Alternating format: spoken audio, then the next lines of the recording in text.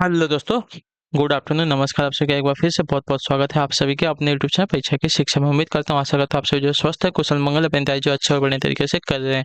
तो जो भी क्लास में फर्स्ट टाइम आए हैं, पहली बार आए हैं, नए हैं, सबको बता दें हमारे चैनल पर आपकी बीएड स्पेशल 2025 की जब की तैयारी साथ रेगुलर बेसिस पे करवाई जाती है। जैसे भी तैयारी पूरी करनी है, कंप्लीट करनी है, चैनल को सब्सक्राइब करके हमारे साथ जुड़े। क्लास का समय देखिए, जीके जीएस की जो है सुबह 10 बजे, रीजनिंग की जो है दोपहर को 1 बजे, कला वर्क की जो है शाम को 4 बजे, हिंदी की जो है शाम को 7 बजे आप सबको देखने को मिलता है। आप सभी लोग को इसी टाइम पर क्लास से जुड़ना है, अपनी तैयारी को जो है पूरा कंप्लीट करना है। नीचे डिस्क्रिप्शन आ चुका है इंस्टाग्राम टेलीग्राम का लिंक मिलेगा, तो आप हमें इंस्टाग्राम पे फॉलो कर लेंगे और टेलीग्राम चैनल को ज्वाइन करेंगे। टेलीग्राम चैनल पर डेली बेसिस पे क्लास का अपडेट और जाकर एग्जाम का अपडेट है वो मिल जाएगा, ठीक है। तो चलिए क्लास स्टार्ट करेंगे बिना किसी देरी के। एक क्वेश्चन आपके एग्जाम के लिए बहुत इंपॉर्टेंट है, ध्यान से के क्वेश्चन को देख कर उत्तर देने की कोशिश करते हुए आगे बढ़ेंगे। और क्लास से स्टार्ट करने से पहले सभी से रिक्वेस्ट है कि जिसने अभी तक क्लास को लाइक नहीं किया लाइक करेंगे, शेयर नहीं किया शेयर किए करेंगे, और जिसने अभी तक चैनल को सब्सक्राइब नहीं किया वो लोग तो चैनल को सब्सक्राइब कर लेंगे। चलिए अब क्वेश्चन पे आते हैं। पेन और कॉपी लेके बैठिएगा, ध्यान से कि क्वेश्चन को देखिएगा। नीचे देखिए आकृति में कितने त्रिभुज है हमको बताना है, ठीक है। त्रिभुजों की संख्या बतानी है।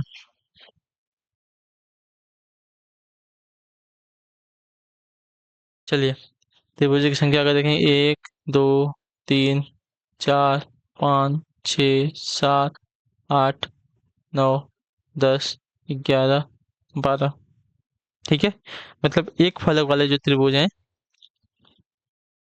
एक फलक वाले आपके हैं 12 त्रिभुज। अब मतलब दो फलक मतलब दो त्रिभुजों से मिला के कितने त्रिभुज बने वो देखते हैं। एक ये हो गया एक, ठीक है। दो त्रिभुज से जो बने हैं उनकी बात कर रहा हूँ। एक हो गया, दो हो गया, तीन हो गया, ठीक है। ये चार हो गया, ये पाँच हो गया, ये छः हो गया, और ये सात हो गया, ठीक है। दो त्रिभुजों से जो मिलकर बने हैं आपके सात त्रिभुज बने हैं, क्लियर है। एक दो मतलब ये एक त्रिभुज, ये दो त्रिभुज, और एक ये तीन त्रिभुज, और एक ये चार त्रिभुज, ठीक है। यहाँ पे हो गए एक पाँच, एक छः, और एक सात, ठीक। इतने हो गए। अब तीन त्रिभुज से कितने त्रिभुज मिलकर बने हैं उनकी बात करते हैं, ठीक है। अब तीन त्रिभुज से जो बने हैं उनकी बात करते हैं। अब तीन त्रिभुज वाले देखते हैं। देखिए एक दो तीन, यानी कि एक त्रिभुज ए हो गया, दो त्रिभुज ए हो गया, दो हो गया, ठीक। दो तीन चार, ठीक है। चार यहीं पे हो गया। चार के बाद अब आते हैं, ठीक है। चार हो गया,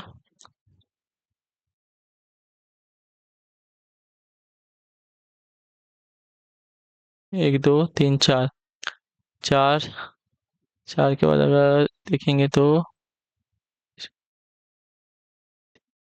हाँ, एक ये वाला एक दो तीन, एक पाँच, एक दो तीन, एक छः, ठीक है। तीन त्रिभुज वाले आपके छः हो जा रहे हैं, ठीक। और उसके बाद चार त्रिभुजों की बात करते हैं।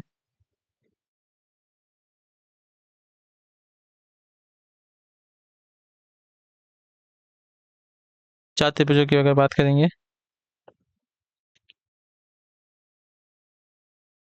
जैसे एक मिनट।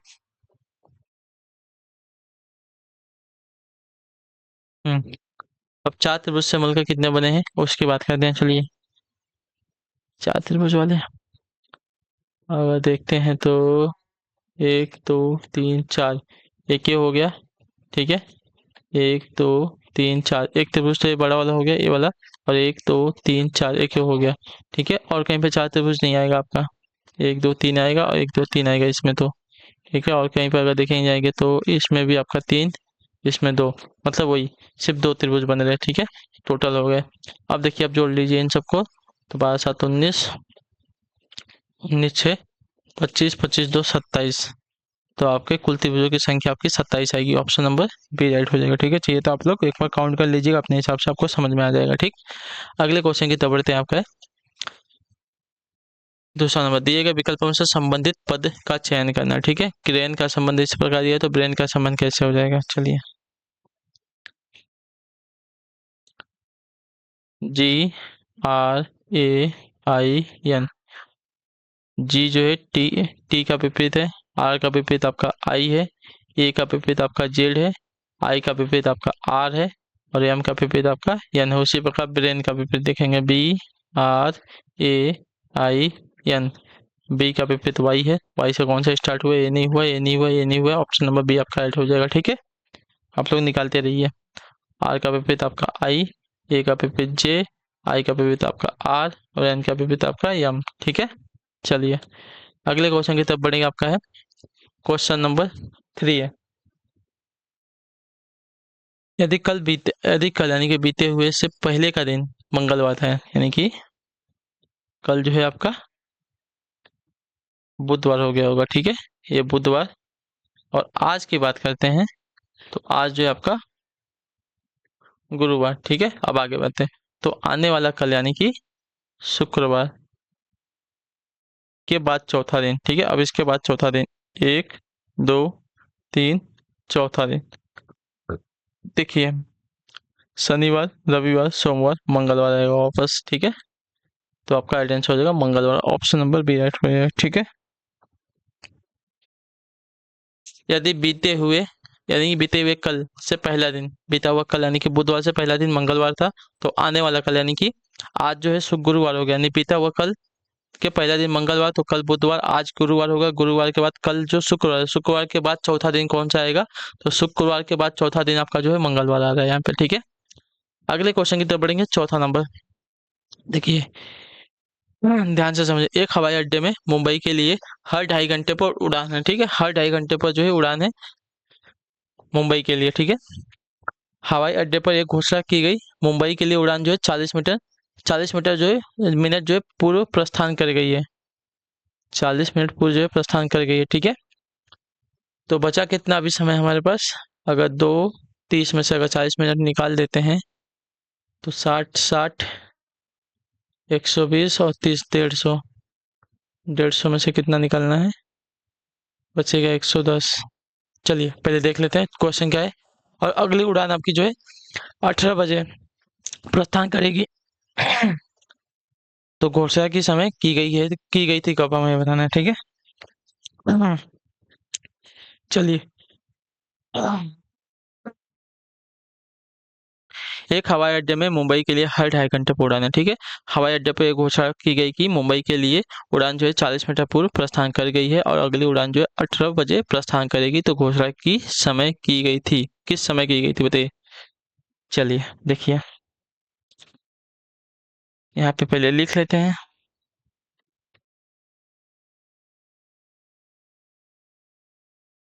मुंबई के लिए उड़ान प्रत्येक 2 घंटे 30 मिनट पर है, ठीक है। अगली उड़ान के प्रस्थान का समय बताया गया, ठीक है। अगली उड़ान के प्रस्थान का समय हमें बताया गया कि 18 बजे, ठीक है।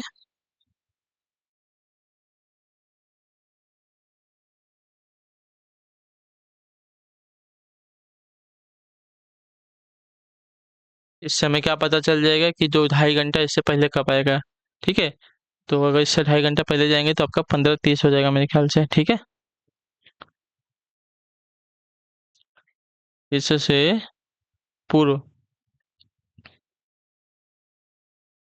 उड़ान का समय अगर हमें निकालना है तो 18 जो दिया गया है इसमें से 2.5 घंटा माइनस कर लेंगे तो हमारा आ जाएगा साथियों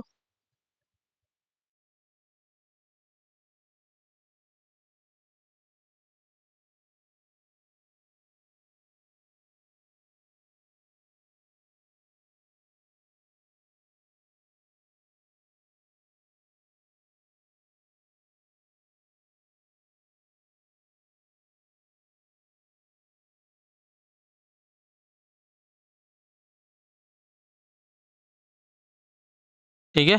तो इस प्रकार हमें पता चल जाएगी जो इसके पहले उड़ान हुई थी कितने हुई थी, 15:30 पे।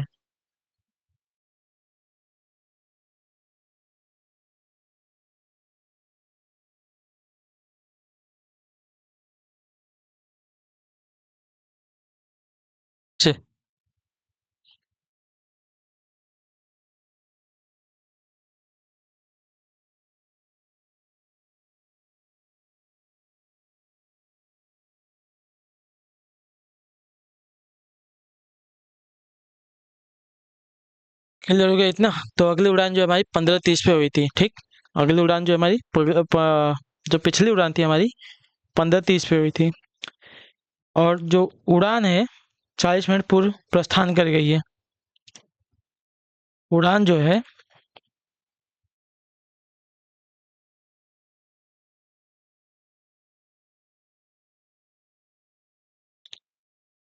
प्रस्थान कर गई है ना। तो अब इसमें से 40 मिनट आगे आएंगे, ठीक है। इसमें 40 मिनट आगे आएंगे, ठीक है। अतः घोषणा का समय हमें बताना है। घोषणा का समय जो है 15 बज के 30 मिनट प्लस 40 मिनट आगे आएंगे तो आपका हो जाएगा साथियों 16 बज के 10 मिनट पे, ठीक है। यानी कि जो ये उड़ान घोषणा की गई थी आपकी 16 बज के 10 मिनट पे की गई थी। इतना क्लियर होगा तो ऑप्शन नंबर बी आपका राइट हो जाएगा। चलिए एक एक लाइन आपको लिख के समझाएगा, आपको इसमें कोई डाउट होना नहीं चाहिए। अगला क्वेश्चन आपका 5 नंबर, नीचे दिए गए वर्गों के लिए उपयुक्त वे नागरिक का चयन करें, ठीक है। वस्तुकार है, वकील है, पुरुष है, ठीक है। तो पुरुष जो है हमारा वास्तुकार वकील सभी हो सकता है, तो ऑप्शन नंबर यहाँ पे सी वाला हो सकता है, ठीक है। जो पुरुष हमारा वास्तुकार और वकील दोनों हो सकते हैं। लुप्त संख्या ज्ञात करनी है इसमें से। 5 6 15 और 6 35। अच्छा देखिए यहाँ पे क्या क्या है, क्या हो रहा है यहाँ पे। तो 3 + 2 इंटू 6 और +5, 6 + 5 इक्वल टू, ये कितना हो गया, 3 2 5 और ये गुड़े हैं 6 5 इक्वल टू 55, ठीक। तो बीच की संख्या में मिल गई। इसके इसको जोड़ेंगे 1 + 2 इंटू 3 × 4, 3 + 4 सॉरी 3 और ये हो गया आपका 7, तो हो जाएगा 10। ये हो गया 7 × 21 21 हो जाएगा, सॉरी। तो बीच में 21 दिया गया, ठीक है। उसी प्रकार इसको देख लेते हैं। 3 + 3 इंटू 4 × 5, 3 + 3, ये आपका इंटू नहीं है प्लस है यहाँ पे, ठीक है। इसको प्लस कीजिए और 3 + 3 आपका 6 इंटू 5 + 4 9 इन इक्वल टू 54। तो आंसर आपका 54 आएगा। 9 × 6 = 54 होता है, ठीक है। तो यहाँ पे जो लुप्त संख्या आपकी 54।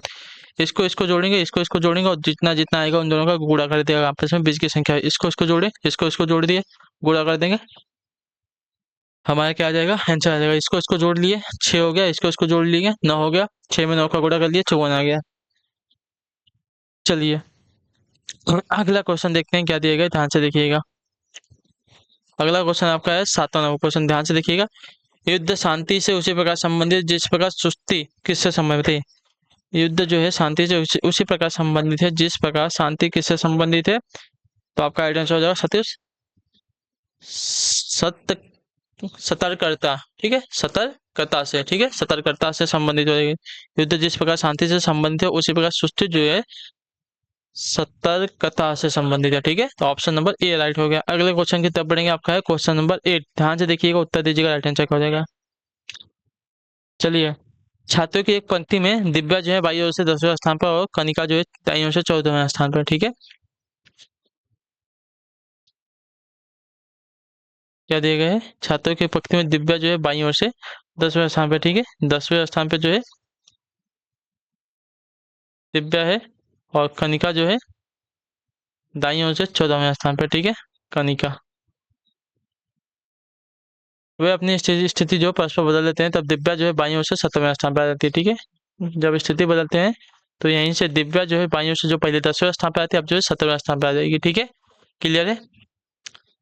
तो पंक्ति 7वें स्थान पर आ जाती है। पंक्ति के दाहिने छोर पर कनिका की नई स्थिति क्या होगी, ठीक है। तो जब इसकी स्थिति हमें बतानी, जब कनिका इसके स्थान पर पहुंचेगी दिव्या के, तो इसकी स्थिति हमें पूछा है कि इसकी स्थिति क्या हो जाएगी। तो पहले तो पंक्ति में जो लोग हैं उनकी बात कर लेते हैं, ठीक है। पंक्ति में जो लोग हैं पहले उनकी बात करते हैं, कितने लोग हो जाएंगे। पहले जो दिव्या 10वें स्थान पर आई थी अब 17वें स्थान पे, तो दिव्या की नई स्थिति 17वीं और कनिका की जो पुरानी स्थिति है 14, इसको जोड़ के -1 कर लेंगे, ठीक है।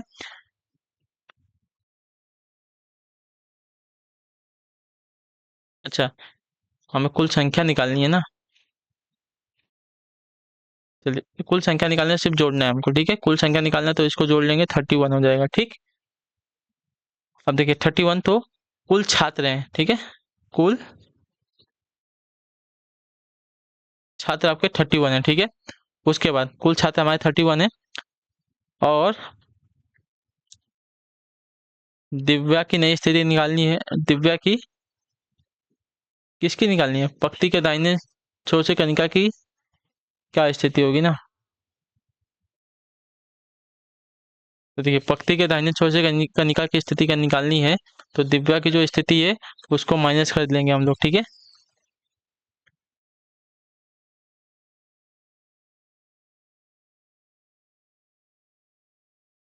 ठीक है।